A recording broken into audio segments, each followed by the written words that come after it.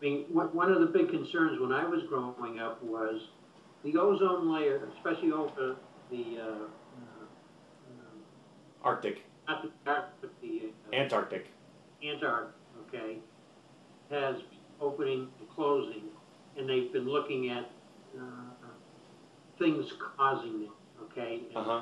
and causing, and that's why Freon, for example, disappeared Yeah. because of ozone destroyer. Mm-hmm.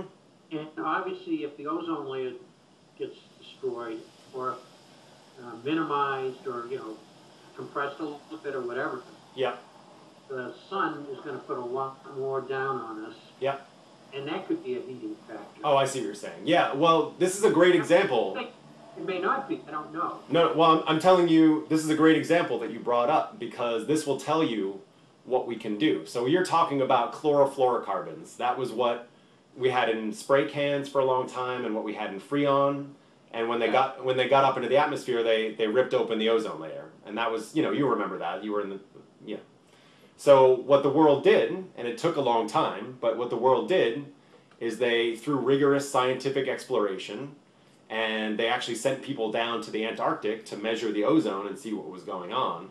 And eventually they had their smoking gun. They had their smoking gun that said, every time you use your aerosol can, you're harming the ozone layer, right?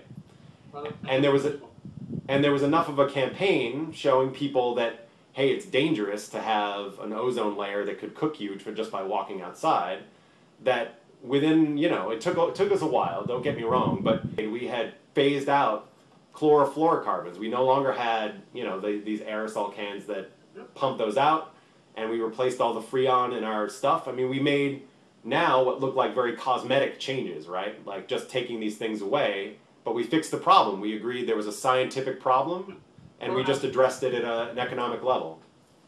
I don't know if it fixed the problem, Eric, as much as stopped the deterioration. Okay? Well, yeah.